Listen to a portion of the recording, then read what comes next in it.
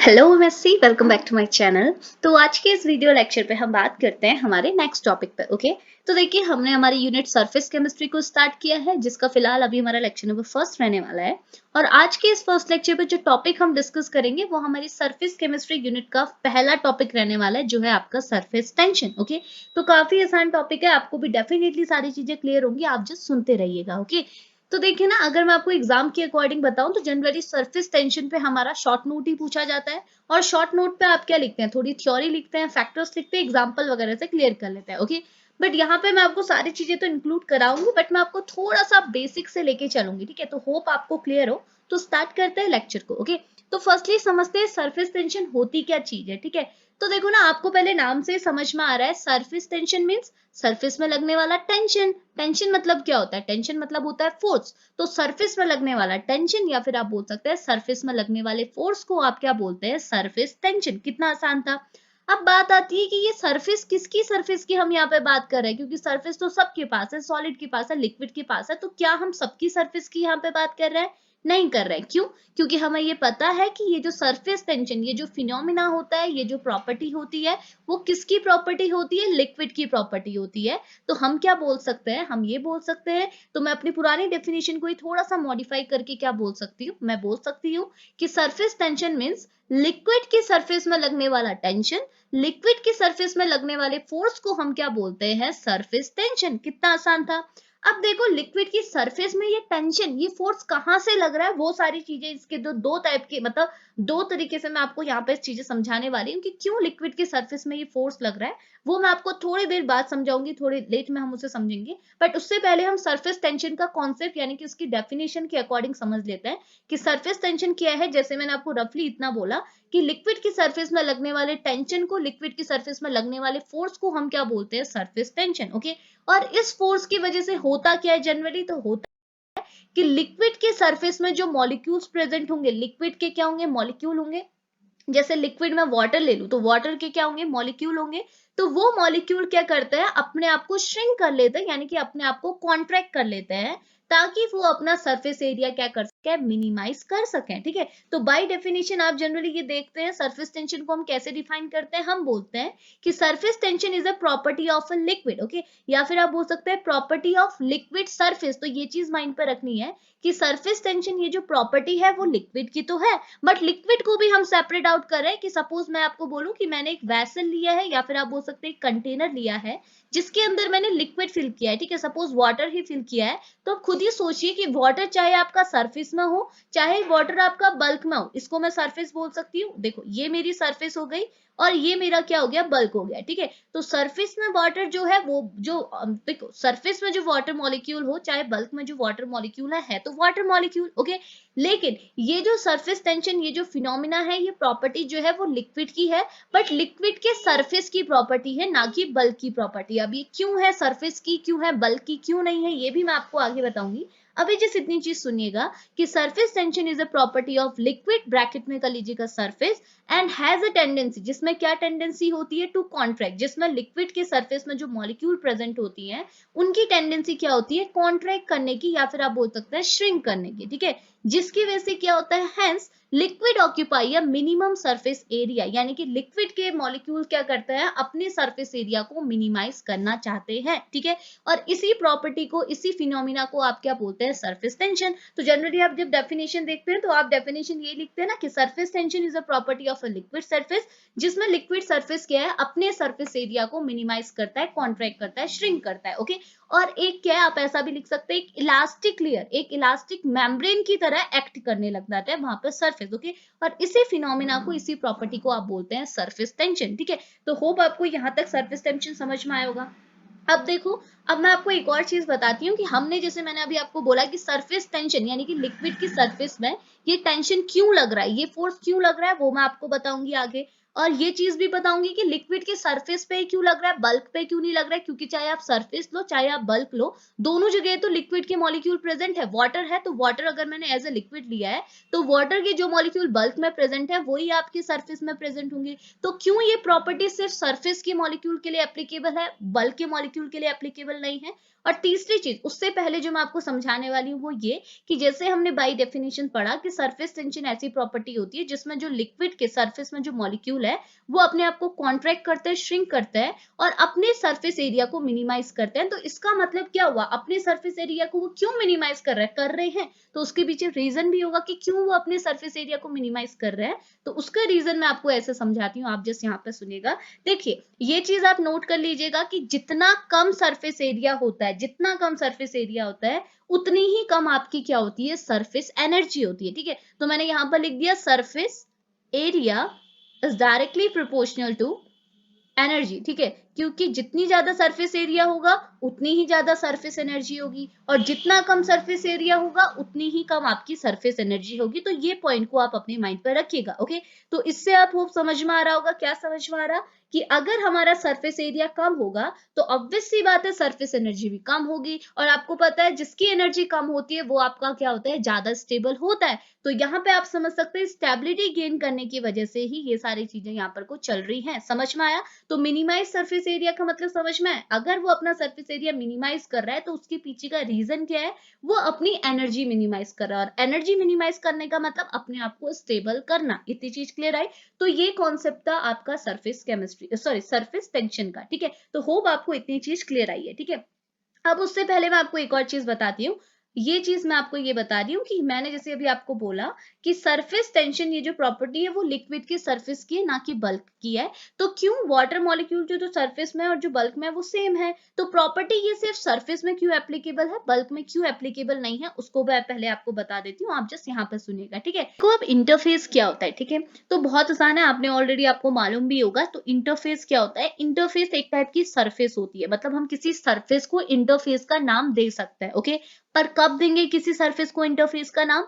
जब कोई सरफेस क्या है, टू फेस ऑफ मैटर को आपस में सेपरेट आउट करेगी। टू फेज ऑफ मैटर मतलब आपको पता है फेज मतलब क्या होता है, सॉलिड लिक्विड गैस। ओके, तो अगर हमारे पास दो फेज है, अगर सॉलिड लिक्विड है, लिक्विड गैस है, गैस सॉलिड है, कोई भी दो फेज ऑफ मैटर है, उनको अगर कोई सरफेस सेपरेट कर रही है, उन दोनों को अगर कोई सरफेस क्या है, सेपरेट कर रही है, अलग अलग कर रही है, तो उस सरफेस को हम क्या टर्म देते हैं, इंटरफेस का टर्म देते हैं। ओके, कैसे देते हैं एक बार जस्ट आप यहाँ पे सुन लीजिएगा, आपको एक पॉइंट क्लियर हो जाएगा। आप यहाँ पे देखिएगा। ठीक है, वापस से मैंने वेसल लिया है, वापस से कंटेनर लिया है जिसमें मैंने वाटर फिल किया है। ठीक है, तो अब देखो वाटर को हमने फिल किया, किस लेवल तक वाटर को फिल किया है, इस लेवल तक फिल किया, यानी कि ये वाटर का क्या हो गया, सरफेस हो गया, ये वाटर का क्या हो गया, बल्क हो गया। ओके, अब अगर आप इस वाटर की सरफेस को देखेंगे ना तो ये सरफेस भी एज ए इंटरफेस आपको अपेयर होगी। क्यों अपेयर होगी?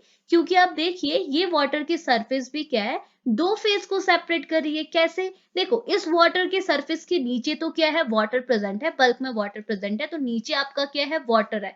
वाटर है मतलब लिक्विड आपका प्रेजेंट है। ओके, लेकिन इस सरफेस के ऊपर क्या आपका लिक्विड प्रेजेंट है? नहीं, ऊपर आपकी प्रेजेंट है एयर। एयर प्रेजेंट है मतलब ऊपर साइड आपका क्या प्रेजेंट है, गैस प्रेजेंट है। तो ये दोनों तो आपकी अलग अलग टाइप की फेज हो गई। इसका मतलब ये जो वाटर की सरफेस है, इस सरफेस को भी आप एज अ इंटरफेस बोल सकते हैं। क्यों बोल सकते हैं? क्योंकि ये भी आपके दो फेजेस को आपस में सेपरेट आउट कर रही है, तो ये बन गई आपकी इंटरफेस। इतनी चीज क्लियर आई? अब एक इंटरफेस की सबसे इंपॉर्टेंट प्रॉपर्टी, सबसे इंपॉर्टेंट स्टेटमेंट जो आपका एक पॉइंट क्लियर करेगा वो ये बोल रहा है interface is not a geometrical surface. ये बोल रहा है इंटरफेस कोई एक ज्योमेट्रिकल सरफेस नहीं होती। इंटरफेस को आप सिंपली एक ज्योमेट्रिकल सरफेस नहीं बोल सकते, बल्कि इसे आपने क्या बोलना चाहिए, ये बोल रहा है interface is a thin layer, ये एक टाइप की पतली लेयर है जिसकी प्रॉपर्टीज क्या होती है, डिफर होती है, differ from those of the bulk material. यानी कि वो जो बल्क में जो मटेरियल प्रेजेंट है उसकी प्रॉपर्टी से डिफर प्रॉपर्टी होगी आपकी इंटरफेस की। इसका मतलब अब आप समझ जाइए कि आपके इंटरफेस में भी वाटर मॉलिक्यूल ही प्रेजेंट है, आपके बल्क में भी आपके वाटर मॉलिक्यूल ही प्रेजेंट है, लेकिन बल्क में प्रेजेंट होने वाले वाटर मॉलिक्यूल की प्रॉपर्टी और इंटरफेस में प्रेजेंट होने वाले वाटर मॉलिक्यूल की प्रॉपर्टी क्या है, आपस में डिफर है। तो अब आपको समझ में आया क्यों?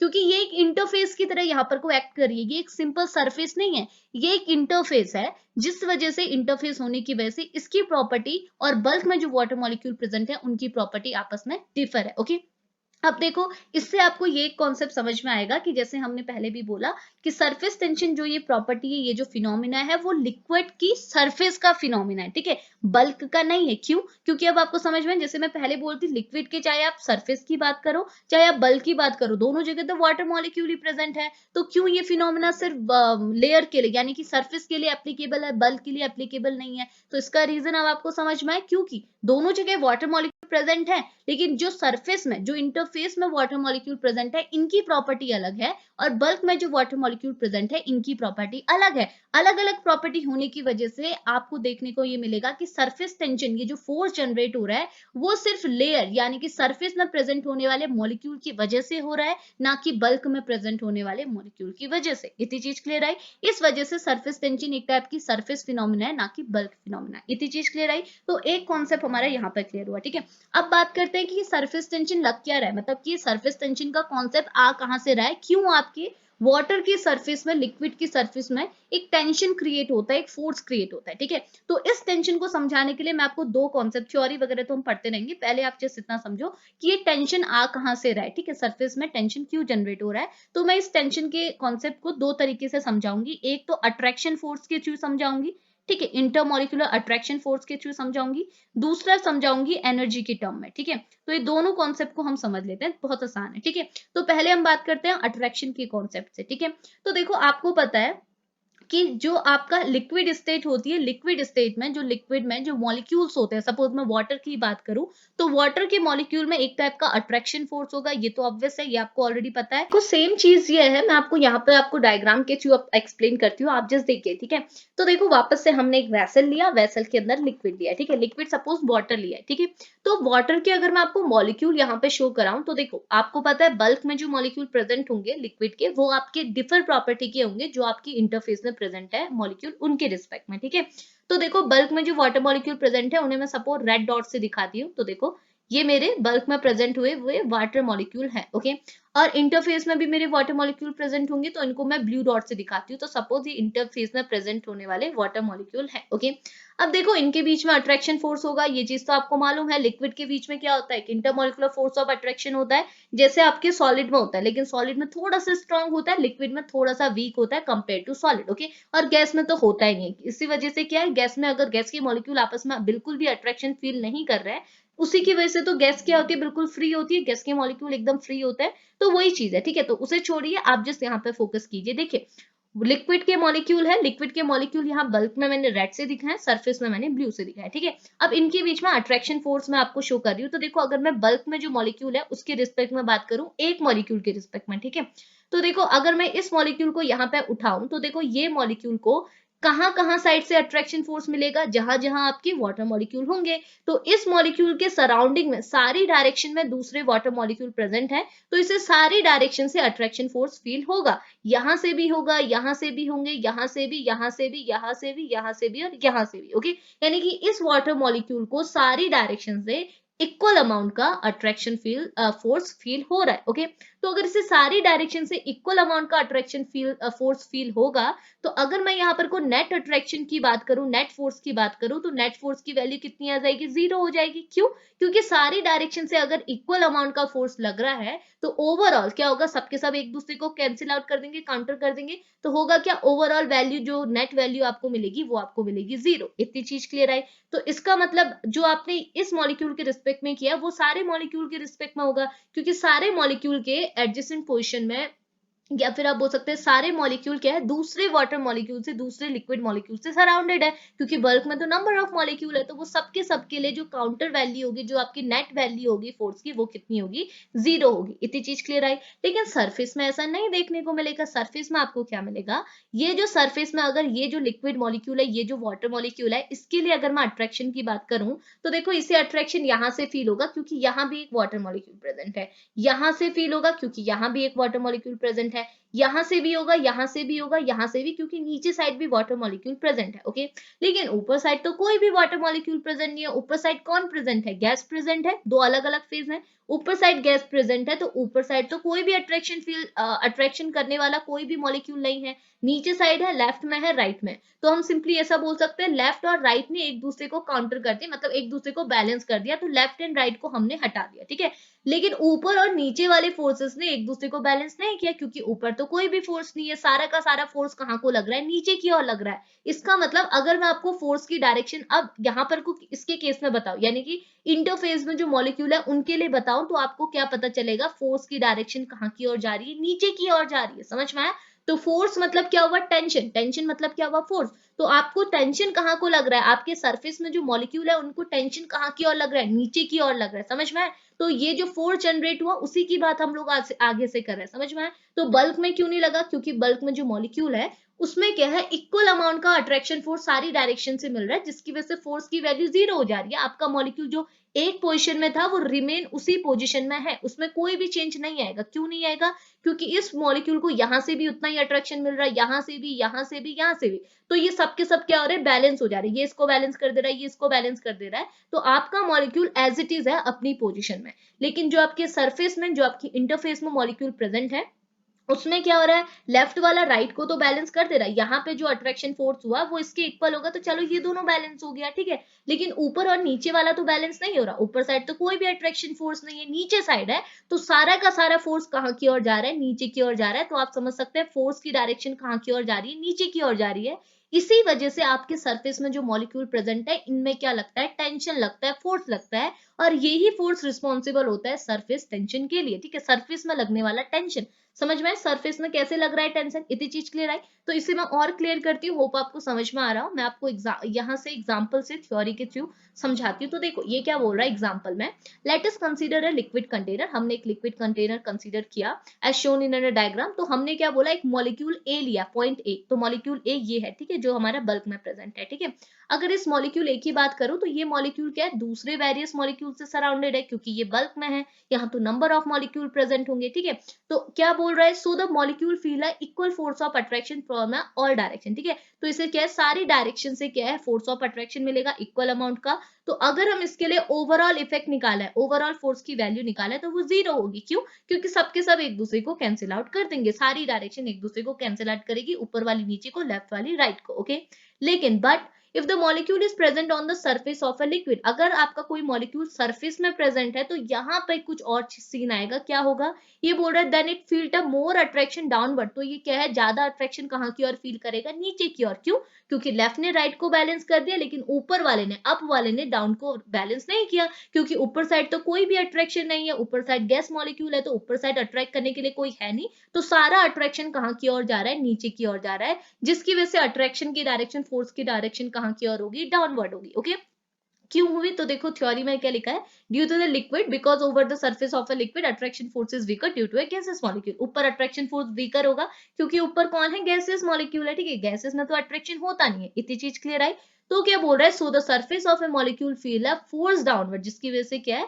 सरफेस में जो मॉलिक्यूल जो है वो क्या है? एक डाउनवर्ड फोर्स को फील करता है। इसी को बोला जाता है टेंशन। ठीक है, इसी को बोला जाता है फोर्स। ठीक है, और इसी फोर्स की वजह से, इसी अट्रैक्शन फोर्स की वजह से सरफेस में क्या होता है? एक टेंशन जनरेट होता है, एक फोर्स जनरेट होता है, जो कि रिस्पॉन्सिबल होता है सरफेस टेंशन के लिए। इतनी चीज क्लियर है? तो टेंशन कहां से जनरेट हुआ? फोर्स कहां से जनरेट हुआ? होप आपको ये चीज क्लियर हुई होगी। ओके, अब दूसरा हम लोग बात करते हैं एनर्जी की टर्म में, तो जो कि काफी आसान है, बहुत सिंपल है। ठीक है, तो एनर्जी की टर्म में क्या हुआ? देखो जैसे अभी मैंने आपको बोला, वापस से अट्रैक्शन से रिलेट करेगी ये चीजें। ठीक है, तो आपको ये चीज पता है, यहाँ पे जैसे लिखा हुआ है, ये बोल रहा है as we know due to attraction the energy of a molecule decreases. तो ये चीज आपको मालूम है ना, जितना ज्यादा अट्रैक्शन होगा उतनी ही एनर्जी आपकी क्या होगी? डिक्रीज होगी, और उतना ही ज्यादा आपका मॉलिक्यूल क्या होगा? स्टेबल होगा। तो मैं यहाँ पे इसे लिख लेती हूँ। देखिए, जितना ज्यादा आपका अट्रैक्शन होगा, जितना ज्यादा अट्रैक्शन की वैल्यू होगी, मतलब जितना ज्यादा मॉलिक्यूल के बीच में अट्रैक्शन होगा, उतना ही मॉलिक्यूल के बीच में क्या होगा? एनर्जी की वैल्यू क्या होगी? डिक्रीज होगी। उतनी ही एनर्जी क्या होगी? कम होगी। और आपको पता है अगर एनर्जी कम होगी तो मॉलिक्यूल खुद ब खुद क्या होने लगेगा? स्टेबल होने लगेगा। ठीक है, तो यही स्टेटमेंट आपने यहाँ अप्लाई करनी है। कैसे अप्लाई करेंगे? खुद आप देख लीजिए। देखो, हम पहले अगर सरफेस की मॉलिक्यूल की बात करें तो सरफेस में जो मॉलिक्यूल है इनके लिए आप बताइए अट्रैक्शन फोर्स की वैल्यू, अट्रैक्शन की वैल्यू ज्यादा होगी या कम होगी? ऑब्वियस सी बात है कम होगी। क्यों?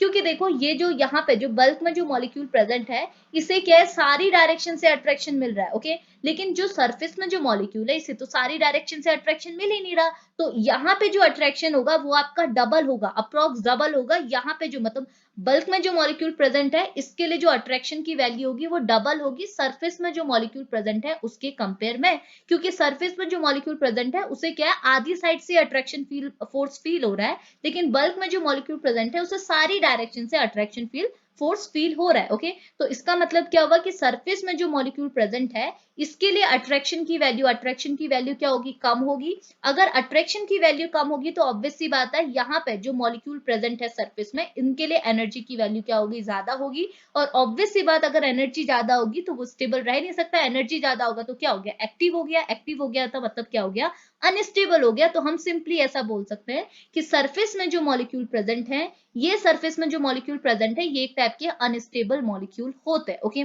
अब इसी के कॉन्ट्रास्ट में आप यहाँ पे समझ जाएंगे, देखो बल्क में जो मॉलिक्यूल प्रेजेंट है, जो वाटर के मॉलिक्यूल हो या फिर लिक्विड के मॉलिक्यूल है, यहाँ पर अट्रैक्शन की वैल्यू बहुत ज्यादा है। अगर अट्रैक्शन की वैल्यू बहुत ज्यादा है तो एनर्जी ऑब्वियस सी बात है कम हो जाएगी। अगर एनर्जी की वैल्यू कम हो जाएगी तो आपके मॉलिक्यूल क्या होंगे, यहाँ पे स्टेबल होंगे। समझ में आ रहा? जैसे मैंने अभी पहले भी बोला कि यहाँ पे जो मॉलिक्यूल है ये स्टेबल है, अपनी जगह में फिक्स है। क्यों? क्योंकि इन्हें सारी डायरेक्शन से क्या है, इक्वल अमाउंट का अट्रैक्शन मिल रहा है। सारी जगह से अगर इक्वल अमाउंट का अट्रैक्शन मिल रहा है तो सबके सब क्या हो जाएंगे, बैलेंस हो जाएगा और मॉलिक्यूल आपका एज इट इज रहेगा, उसमें कोई भी चेंज नहीं आएगा। समझ में आ रहा है? दोनों चीजें रिलेट हो रही है, ठीक है।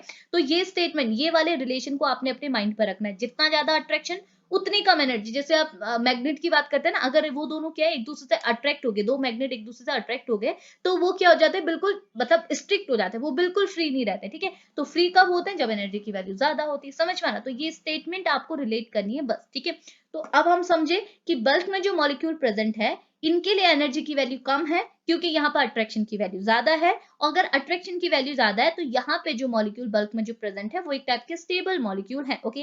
लेकिन आपके जो सरफेस में मॉलिक्यूल प्रेजेंट है वो अनस्टेबल है। क्यों? क्योंकि यहाँ पे आपका अट्रैक्शन कम लग रहा है, ठीक है, क्योंकि अट्रैक्शन आधी डायरेक्शन से ही लग रहा है, ठीक है। अगर अट्रैक्शन की वैल्यू कम है तो ऑब्वियस सी बात एनर्जी की वैल्यू ज्यादा हो जाएगी। अगर एनर्जी की वैल्यू ज्यादा तो आपको सिंपली पता है एनर्जी ज्यादा मतलब अनस्टेबिलिटी, ठीक है। तो होता क्या है, अब देखो यहाँ पर आपको इतनी चीज पता चल गई कि सरफेस में जो मॉलिक्यूल प्रेजेंट है ये एक टाइप के अनस्टेबल मॉलिक्यूल है। अब आप खुद ही बताइए, क्या कोई चीज अनस्टेबल होना चाहती है? बिल्कुल नहीं होना चाहती है, हर चीज अपने आप को स्टेबल करना चाहती है। तो ये मॉलिक्यूल जो पहले आपके अनस्टेबल है, ये ऊपर वाला जो रीजन है ये आपका क्या है, हाई एनर्जी का रीजन है, ठीक है। यहाँ पर एनर्जी की वैल्यू क्या है, बहुत ज्यादा है। ये वाला जो रीजन है वो लो एनर्जी का रीजन है, यहाँ पर एनर्जी की वैल्यू क्या है, लो है।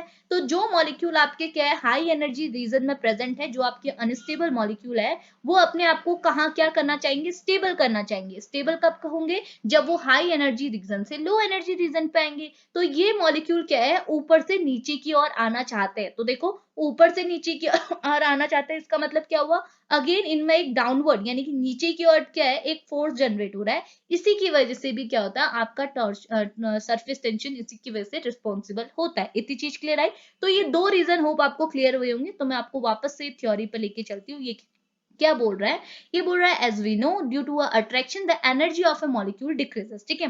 So the surface molecule having a more energy as compare to a bulk molecule, जो सरफेस में जो मॉलिक्यूल प्रेजेंट है इनके लिए एनर्जी की वैल्यू ज्यादा होती है, एनर्जी की वैल्यू ज्यादा होती है, यानी कि ये आपके अनस्टेबल मॉलिक्यूल होते हैं as compare to bulk molecule. क्योंकि बल्क में जो मॉलिक्यूल प्रेजेंट है इनके लिए एनर्जी की वैल्यू कम है, और अगर एनर्जी की वैल्यू कम है तो ये एक टाइप के स्टेबल मॉलिक्यूल है, ये खुश है, स्टेबल है तो खुश है, जो अनस्टेबल है वो दुखी है, ठीक है। So the molecule having a tendency to go downward region, ठीक है। तो ये क्या करेंगे, आपके जो हायर एनर्जी लेवल पे जो मॉलिक्यूल प्रेजेंट है, जो आपके अनस्टेबल मॉलिक्यूल है, ये अपने आप को स्टेबल करने के लिए लोअर रीजन पे जाएंगे, लोअर एनर्जी रीजन पे जाएंगे, ताकि वो अपने आप को स्टेबल कर सके, ठीक है। और ये बोल रहा है ये फैक्टर भी, this factor is responsible for the surface tension, और ये फैक्टर भी क्या है, सरफेस टेंशन के लिए रिस्पॉन्सिबल होता है। आप देख सकते हैं इसमें क्या है, एक टेंशन जनरेट हो रहा है। समझ में आया? तो ये दो फैक्टर की वजह से आपके क्या लिक्विड के सरफेस में क्या एक टेंशन जनरेट होता है, और इसी टेंशन की वजह से क्या होता है, हमने क्या पढ़ा, जो लिक्विड होता है वो ट्राई करता है एक मिनिमम सरफेस एरिया ऑक्यूपाई करना, एक मिनिमम सरफेस एरिया ऑक्यूपाई करना। क्योंकि जब वो मिनिमम सरफेस एरिया, मैंने क्या बोला, जितना कम सरफेस एरिया उतनी कम एनर्जी, और जितनी कम एनर्जी उतना ही स्टेबल आपका मॉलिक्यूल। तो ये कॉन्सेप्ट होता है सरफेस टेंशन का। इतनी चीज क्लियर आई, इतनी चीजें क्लियर हुई। अब आगे बढ़ते हैं। ओके, तो देखिए ना, ये जो अभी तक हमने सरफेस टेंशन डिस्कस किया, इसकी ना वेरियस एप्लीकेशंस भी हैं जो हम हमारी डेली लाइफ में डिस्कस करते हैं। तो पहले एक बार हम उनको डिस्कस कर लेते हैं, देन हम फैक्टर्स वगैरह पे आगे बात करेंगे। ठीक है, तो एप्लीकेशंस क्या है आप जिस यहाँ पे देखिएगा। ठीक है, तो यहाँ पे लिखा हुआ है for this reason. For this reason मतलब सरफेस टेंशन की वजह से हमको जनरली क्या देखने को मिलता है, the droplet of a liquid, जो आपके लिक्विड होते हैं, जो आपका वाटर है, उनकी अगर आप ड्रॉपलेट देखेंगे ना, जनरली वो आपको क्या है, स्फेरिकल शेप में देखने को मिलेंगी। ओके, अब स्फेरिकल शेप में क्यों मिलती है, सोचने वाली बात है। अगर लिक्विड है तो वो हम किसी भी, अगर उसकी ड्रॉपलेट की अगर हमने बात करनी है तो वो किसी दूसरे शेप में भी तो अपेयर हो सकती थी, उनको जबरदस्ती स्फेरिकल शेप में ही क्यों एग्जिस्ट करती है। तो स्फेरिकल शेप में एग्जिस्ट करने का रीजन भी आपका सरफेस टेंशन है। क्यों? क्योंकि हमने क्या बोला था, लिक्विड, जो आपका लिक्विड होता है वो अपने लिक्विड में क्या हो रहा है, हमने अभी तक पढ़ा ना, अट्रैक्शन फोर्स होने की वजह से और हाई एनर्जी होने की वजह से लिक्विड में जो सरफेस है, सरफेस में इनकी इंटरफेस में जो लिक्विड के मॉलिक्यूल है उनमें अट्रैक्शन और क्या बोलते हैं, अट्रैक्शन होने की वजह से और हाई एनर्जी होने की वजह से वो अपने सरफेस एरिया को मिनिमाइज करते हैं। यानी कि यहाँ पे भी लिक्विड ड्रॉप क्या है, अपने सरफेस एरिया को मिनिमाइज करना चाहेगी, और मिनिमाइज करके क्या है, वो स्पेरिकल शेप ले लेगी। क्यों ले लेगी? क्योंकि अगर आप स्पेरिकल शेप का अगर सरफेस एरिया देखेंगे तो इसका सरफेस एरिया क्या होता है, बाकी दूसरे शेप के कंपेयर में क्या होता है, सबसे कम होता है। यानी कि स्फेयर का सरफेस एरिया क्या होता है, मिनिमम होता है। इसलिए जो आपकी लिक्विड ड्रॉपलेट होती हैं, ये जो आपकी रेन की जो ड्रॉपलेट होती है, वो जनरली क्या है, स्पेरिकल शेप में ही एग्जिस्ट करती हैं। क्यों? क्योंकि लिक्विड को क्या करना है, अपना एरिया मिनिमाइज करना है। तो सबसे कम मिनिमम सरफेस एरिया किसका होता है, स्फेयर का होता है। तो ये क्या है, अपने आप को स्पेरिकल शेप में ढाल लेती है। इतनी चीज क्लियर है? ठीक है, ये तो अभी हमने ड्रॉपलेट की बात की, इनकी छोटे वाटर मॉलिक्यूल की बात की। ठीक है, अगर हमारे पास कोई ज्यादा, बहुत ज्यादा वाटर, मतलब बड़ा वाटर है तो हम क्या बोलते हैं, जनरली आपने देखा होगा, अगर हमारे पास ज्यादा अमाउंट का वाटर है तो वो कभी क्या प्रॉपर स्पेरिकल रहता है। ठीक है, प्रॉपर स्पेरिकल शेप में नहीं रहता। उसके अलावा मतलब दिखता आपको स्पेरिकल है बट प्रॉपर नहीं है। ठीक है, तो प्रॉपर ना होने का रीजन क्या है, प्रॉपर ना होने का रीजन ये है कि अगर आपका ड्रॉप बहुत बड़ा है तो इसमें क्या होगा, एक वेट भी होगा। वेट कहाँ की ओर होगा, नीचे की ओर होगा, ग्रेविटी के अलोंग होगा, जिसकी वजह से क्या होता है, उसका शेप प्रॉपर स्पेरिकल ना हो पाता है। होता है स्पेरिकल है बट प्रॉपर हमको अपेयर नहीं होता। ठीक है, तो एक चीज ये क्लियर है, ये हमारा जनरल है, ये हम एग्जाम्पल पे लिख सकते हैं, एप्लीकेशन में लिख सकते हैं।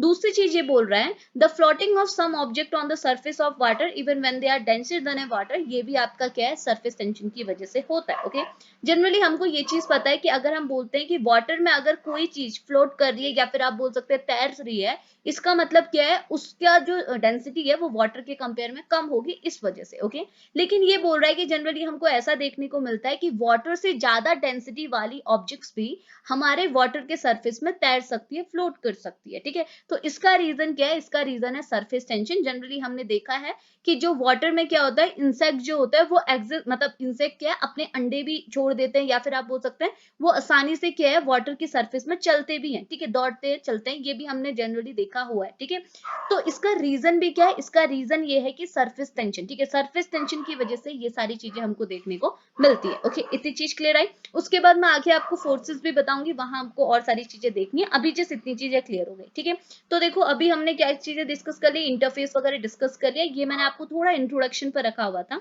इंट्रोडक्शन पे इसलिए रखा था ताकि आपको ये चीज मालूम हो जाए, वापस से रिवीजन, मतलब एक इंट्रो हो जाए कि लिक्विड स्टेट में जो अट्रैक्शन फोर्स होता है, उसी अट्रैक्शन फिनोमिना की वजह से, मतलब उसी अट्रैक्शन फोर्स की वजह से आपका सरफेस टेंशन का फिनोमिना, जिसे आप इंटरफेशियल टेंशन भी बोलते हैं, ये अराइज होता है। ठीक है, वही चीज मैंने यहाँ पर लिखी हुई है, आपको मैं नोट्स प्रोवाइड कराऊंगी, वहां पे आप इसे पढ़ लीजिएगा। ठीक है, अब आगे बढ़ते हैं। तो जैसे मैंने आपको बोला कि लिक्विड में क्या होता है, आपके जो लिक्विड होते हैं उनके बीच में एक टाइप का इंटरेक्शन फोर्स होता है, इंटरमोलिकुलर फोर्स ऑफ अट्रैक्शन होता है। तो यहाँ पर उस इंटरमोलिकुलर फोर्स ऑफ अट्रैक्शन की बात की, ये बोल रहा है कि जनरली लिक्विड में short range intermolecular force of attraction देखने को मिलता है। ओके, और वो ही फोर्स ऑफ अट्रैक्शन रिस्पॉन्सिबल होता है सरफेस टेंशन के लिए, जो हम ऑलरेडी पढ़ चुके हैं। ओके, तो ये कौन सा इंटरमोलिकुलर फोर्स ऑफ अट्रैक्शन है, तो यहाँ पर लिखा है, एक तो हो गया वॉन्डरवॉल फोर्स हो गया, एक हो गया आपका हाइड्रोजन बॉन्डिंग, एक होगी आपकी मेटल बॉन्डिंग। ओके, और जनरली आपको पता होगा कि अगर हम लोग देखें तो वाटर और मर्क्यूरी के लिए आपकी जो सरफेस टेंशन की वैल्यू होती है वो बहुत ज्यादा होती है। इसका रीजन क्या है, क्योंकि वाटर में क्या है, आपको हाइड्रोजन बॉन्डिंग देखने को मिलेगी और मर्क्यूरी में आपको क्या देखने को मिलेगी, मेटल बॉन्डिंग देखने को मिलेगी। ठीक है, तो ये चीज भी आप यहाँ पर ऐड कर सकते हैं। बाकी अब मैं आपको थोड़ा सा आगे लिखते हुए चलती हूँ, ये सारी चीजें हमने डिस्कस कर ली। ठीक है, अब बात करते हैं ये चीज कि हमारा, अगर मैं आपको यहाँ पर शो करूं तो देख सकते हैं हमने क्या किया है। अभी मैं आपको और चीजें बताऊंगी। ठीक है, अभी देखो यहाँ पे आप देखो हमने दो बीकर लिए, दो सॉरी टेस्ट ट्यूब लिए हुए हैं, जिसके अंदर एक में तो हमने वाटर डाला है, एक में हमने डाला है मर्करी। ठीक है, तो ये क्या बोल रहा है, if we put some water on a one test tube and another में हमने क्या डाला, मरकरी डाला, तो हमको क्या देखने को मिला कि वाटर को जैसे हमने टेस्ट ट्यूब पे डाला तो वाटर ने यहाँ पर को कॉनकेव शेप ले लिया, यानी कि वाटर डाला तो आप देख सकते हैं, आपने लैब में वगैरह में देखा होगा कि आपका वाटर का जो शेप है वो कुछ ऐसा आता है। ठीक है, प्रॉपर ऐसा। ठीक है, यानी कि यहाँ से थोड़ा उठा होता है, यहाँ से थोड़ा उठा होता है, यहाँ से थोड़ा नीचे होता है। ठीक है, लेकिन इसी के उल्टा कहाँ देखने को मिलता है, मरकरी के केस में, यानी कि जैसे आप बीकर पे या फिर आप बहुत सॉरी टेस्ट ट्यूब पे क्या है, मरकरी को डालेंगे तो आपको कौन सा शेप देखने को मिलेगा, कॉन्वेक्स शेप देखने को मिलेगा। ठीक है, आपने ये चीज का है थर्मामीटर पे भी देखी होगी कि मरकरी कुछ ऐसी होती है, ना कि ऐसी, यानी कि मरकरी क्या है, हमेशा कॉन्वेक्स शेप बना के बैठी होती है। जैसे वाटर में तो बनाता है कॉनकेव शेप, मरकरी बनाती है कॉन्वेक्स शेप। तो इसका रीजन क्या है ये भी मैं आपको आगे बताने वाली हूँ। ठीक है, इसको अभी हमने डिस्कस करना है। उसके साथ साथ हमने देखना है कि वो कौन से फैक्टर्स हैं जो सरफेस टेंशन को अफेक्ट करते हैं। ठीक है, तो पहले बात कर लेते हैं, ये वाला जो केस है इसको हम पढ़ते हैं, उससे पहले हमको 4 पॉइंट डिस्कस करने हैं। ठीक है, सबसे पहले ये क्या बोल रहा है, सबसे पहले ये बोल रहा है कि एडहेसिव फोर्स क्या होता है। ठीक है, तो बहुत आसान है, एडहेसिव फोर्स एक टाइप का इंटरमॉलिक्यूलर फोर्स ऑफ अट्रैक्शन ही है। बट ये इंटरमॉलिक्यूलर फोर्स ऑफ अट्रैक्शन कब आपको देखने को मिलेगा, जब आपके पास जो ये जो अट्रैक्शन फोर्स है वो दो अलग अलग टाइप के सब्सटेंस के बीच में अपेयर होगा। ओके, यानी कि जब अलग अलग टाइप के सब्सटेंस के बीच में इंटरमॉलिक्यूलर फोर्स ऑफ अट्रैक्शन होगा उसे हम बोलते हैं adhesive force of attraction. Okay, example के लिए यहाँ पर लिखा है force of attraction between the water molecule and the glass molecule, यानी कि आपने जो ग्लास लिया है उसके मॉलिक्यूल और आपके पास जो वाटर है उनके मॉलिक्यूल के बीच में अगर कोई इंटरमॉलिक्यूलर फोर्स ऑफ अट्रैक्शन हुआ तो यहाँ पे जो अट्रैक्शन हुआ वो दो अलग अलग टाइप के सब्सटेंस के बीच में हुआ। इट मींस ये जो अट्रैक्शन होता है इसे हम बोलते हैं adhesive force of attraction. Okay, अगला क्या है, कोहेसिव फोर्स। कोहेसिव फोर्स क्या होता है, इसी का उल्टा। अगर आपके पास ये भी एक टाइप का इंटरमॉलिक्यूलर फोर्स ऑफ अट्रैक्शन होता है, यानी कि अगर आपके पास इंटरमॉलिक्यूलर फोर्स ऑफ अट्रैक्शन जो है वो दो सेम टाइप के सब्सटेंस के बीच में अगर आपको देखने को मिलेगा तो इसे हम बोलते हैं कोहेसिव फोर्स। ओके, यानी कि हमारे पास दो वाटर मॉलिक्यूल और दो वाटर मॉलिक्यूल के बीच में जो यहाँ पर हाइड्रोजन बॉन्डिंग जो बनती है, यहाँ पे जो इंटरमॉलिक्यूलर फोर्स ऑफ अट्रैक्शन देखने को मिलता है उससे हम बोलते हैं कोहेसिव फोर्स। ओके, अभी देखो ना यहाँ पे हम जस्ट रफली डिस्कस कर रहे हैं, इसका प्रॉपर यूज जब आता है जब हम लोग इसका नेक्स्ट लेक्चर पढ़ेंगे, यानी कि कैपिलरी एक्शन पढ़ेंगे। ओके, तो अभी जैसे हम लोग सुन रहे हैं, अभी जैसा आप सुनते रहिए। ठीक है, अगला क्या है, स्पेयर ऑफ इन्फ्लुएंस और मॉलिक्यूलर रेंज। ठीक है, स्पेयर ऑफ इन्फ्लुएंस मतलब क्या हुआ कि देखो आपका जो मॉलिक्यूल है, आपका जो लिक्विड मॉलिक्यूल है वो एक टाइप का अट्रैक्शन फोर्स फील करने वाला है। ठीक है, अट्रैक्शन फील किसके साथ करेगा, दूसरे मॉलिक्यूल के साथ करेगा।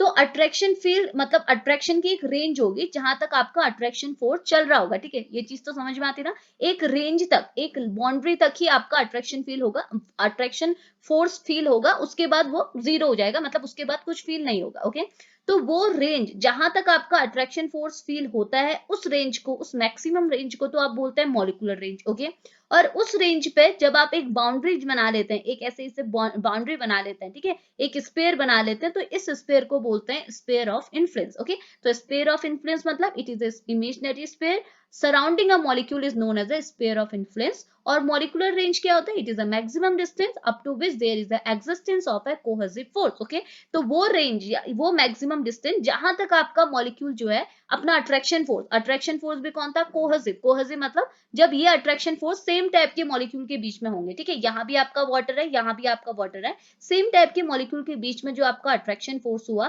तो किस रेंज तक वो अट्रैक्शन फोर्स हो रहा है, वो मैक्सिमम डिस्टेंस को तो आप बोलते हैं मॉलिक्यूलर रेंज। और उस रेंज पे अगर हम एक स्पेयर बना दें, ठीक है, जनरली हम ऐसे स्पेयर बना लेते हैं, उस स्पेयर को हम बोलते हैं स्पेयर ऑफ इन्फ्लुएंस। ओके, इतनी चीज हुई। अब आगे बढ़िएगा, ठीक है। तो यहाँ पे देखो, अब सेम चीज को हम इसी कॉन्सेप्ट को कोहेसिव और एडिटिव फोर्स को ही हम लोग आगे लेते हुए चल रहे हैं। तो ये क्या बोल रहा है, देखो ये बोल रहा है when A cohesive force of a liquid is stronger than the adhesive force, जब आपका कोहेसिव फोर्स ऑफ लिक्विड क्या होगा, स्ट्रॉन्गर होगा एडिसिव फोर्स से। तो मैं यहाँ पर लिख देती हूँ, जब आपका कोहेसिव फोर्स ऑफ अट्रैक्शन क्या होगा, स्ट्रॉन्गर होगा किसके कंपेयर में, एडिसिव फोर्स ऑफ अट्रैक्शन के। तो उस केस में आपको क्या देखने को मिलेगा, उस केस में आपका जो लिक्विड है वो कॉन्वेक्स शेप में आपको अपेयर होगा। ओके, जैसे आप यहाँ पर को मर्क्यूरी के केस में देख सकते हैं, ठीक है। तो मरकरी के केस में आपने क्या देखा है, मरकरी का शेप आपका कुछ ऐसा होता है, ये देखो यहाँ पर बनाना आपका कॉन्वेक्स शेप। तो इसका मतलब क्या हुआ, मरकरी के केस में आपको क्या पता चला कि मरकरी के लिए जो कोहेसिव फोर्स ऑफ अट्रैक्शन है वो आपका क्या है, ज्यादा है compare to adhesive force of attraction के। ओके, और ये क्यों है वो सारी चीजें मैं आपको पहले भी बोल रही हूँ, ये सारी चीजें हम नेक्स्ट लेक्चर पे अच्छे से पढ़ेंगे, अभी जिसमें आपको रफली बता रही हूँ। ओके, नेक्स्ट देखो ये बोल रहा है when adhesive force of attraction क्या होगा, आपका स्ट्रॉन्गर होगा देन किसके कंपेयर में, कोहेसिव के कंपेयर में। यानी कि जब आपका adhesive force of attraction stronger होगा compare to cohesive force of attraction के, तो उस केस में आपको कॉनकेव शेप देखने को मिलेगा आपके लिक्विड का। जैसे आपको यहाँ पर को देखने को मिल रहा है, आपने अगर लिक्विड का केस देखा है, मतलब वाटर का केस देखा है, तो वाटर के केस में आपको यहाँ पर को कॉनकेव शेप देखने को मिल रहा है। कॉनकेव क्यों शेप देखने को मिल रहा है, क्योंकि हम समझ सकते हैं कि लिक्विड मतलब वाटर के केस में जो एडिसिव फोर्स ऑफ अट्रैक्शन है वो स्ट्रॉन्गर है compare to cohesive force of attraction के। यानी कि हमारा एडिसिव फोर्स क्या होता है, जब दो सब्सटेंस के बीच में अट्रैक्शन फोर्स होता है। कोहेसिव मतलब जब सेम मॉलिक्यूल के बीच में अट्रैक्शन फोर्स होता है। यानी कि अगर हमने क्या अपने बीकर में वाटर रखा हुआ है, वाटर डाला हुआ है, तो इस केस में क्या हुआ, वाटर और वाटर के बीच में जो अट्रैक्शन फोर्स है वो आपका कम है किसके कंपेयर में, वाटर और ग्लास के बीच में जो अट्रैक्शन फोर्स है उसके कंपेयर में। जब आपके वाटर और ग्लास के बीच में अट्रैक्शन फोर्स ज्यादा होगा कंपेयर टू वाटर और water, it means adhesive force आपका ज्यादा है कंपेयर टू कोहेसिव फोर्स। और अगर आपका एडिसिव फोर्स ज्यादा है कंपेयर टू कोहेसिव फोर्स, तो यहाँ पर आपको जो शेप देखने को मिलेगा लिक्विड का, वो आपको कॉनकेव देखने को मिलेगा। ठीक है, तो अभी जस्ट हम लोग रफली इतनी चीजें पढ़ रहे हैं। ठीक है, अब आगे बढ़ते हैं। अब हम लोग देखते हैं कि ये कौन से फैक्टर्स हैं जो सरफेस टेंशन को अफेक्ट कर सकते हैं। तो आसान है, दो फैक्टर है, पहला है आपका टेम्परेचर, दूसरा है आपका इम्प्योरिटी। ठीक है, तो कैसे अफेक्ट करते हैं तो आपने ऑलरेडी पढ़ा भी होगा ये। तो देखो टेम्परेचर और इम्प्योरिटी कैसे अफेक्ट करते हैं, तो ये बोल रहा the surface tension of a liquid decreases with rising the temperature. मतलब अगर आप किसी लिक्विड के लिए टेम्परेचर की वैल्यू राइज करेंगे यानी कि बढ़ाएंगे, तो उसके लिए सरफेस टेंशन की वैल्यू क्या होगी, डिक्रीज होगी। इतनी चीज क्लियर आई। दूसरा क्या बोल रहा है, ये बोल रहा है the surface tension of a liquid become zero. Surface tension किसी भी लिक्विड के लिए जीरो हो जाएगा कब, जब उसका बॉइलिंग पॉइंट, जब वो क्या होगा मतलब उसका टेम्परेचर क्या होगा, उसके बॉइलिंग पॉइंट तक पहुंच जाएगा। यानी कि अगर आपने बॉइलिंग पॉइंट को टच कर लिया, तो उस केस में लिक्विड का जो सरफेस टेंशन है वो किसके इक्वल हो जाएगा, जीरो के इक्वल हो जाएगा। और अगर आपने क्या है क्रिटिकल टेम्परेचर को टच कर लिया, तो उस केस में क्या होगा, आपका सरफेस टेंशन, लिक्विड का सरफेस टेंशन क्या है, टोटली वैनिश हो जाएगा। इतनी चीज क्लियर आई। अगला क्या बोल रहा है, at a critical temperature, critical temperature में होता क्या है, ये बोल रहा था intermolecular force of liquid, liquid का इंटरमोलिकुलर फोर्स किसके इक्वल हो जाता है, गैस के इंटरमोलिकुलर फोर्स के इक्वल हो जाता है। यानी कि गैस और लिक्विड का दोनों का इंटरमोलिकुलर फोर्स क्या हो जाता है, इक्वल हो जाता है, जिसकी वजह से लिक्विड क्या है, can expand without any restriction. इतनी चीज क्लियर आई। अब देखो इसको एक प्रॉपर एग्जांपल से यहाँ पे समझाया हुआ है। ये क्या बोल रहा है, ये बोल रहा है जो आपका हॉट सूप होता है ना, वो जनरली आपको अच्छा टेस्ट देता है, बेटर टेस्ट आपको देता है compare to cold soup. Okay, या फिर आप चाय का एग्जांपल भी ले सकते हैं। जनरली क्या है, लोग गर्म चाय पीना पसंद करते हैं, कोई ठंडी चाय पीना पसंद नहीं करता। इसका रीजन क्या है कि गर्म चाय का टेस्ट बढ़िया लगता है कंपेयर टू ठंडी चाय। ओके, तो उसका रीजन क्या है, इसका रीजन भी सरफेस टेंशन का है। कैसे है, मैं आपको ऐसे समझाती हूँ। देखिए हमने क्या पढ़ा था कि सरफेस टेंशन ज्यादा होना, मतलब सरफेस टेंशन होने का मतलब क्या था, हमने बोला कि लिक्विड क्या है, अपने आप को क्या करेगा, कॉन्ट्रैक्ट करेगा, अपने आप को श्रिंक करेगा। ठीक है, श्रिंक करना करेगा मतलब अपने आप को सिकुड़ेगा, मतलब सिकुड़ेगा। ठीक है, जिसकी वजह से क्या होगा, अगर जितना ज्यादा वो अपने आप को श्रिंक करेगा उतना ज्यादा वो थिक होगा, इतना हम समझ सकते हैं, उतना ज्यादा वो क्या होगा,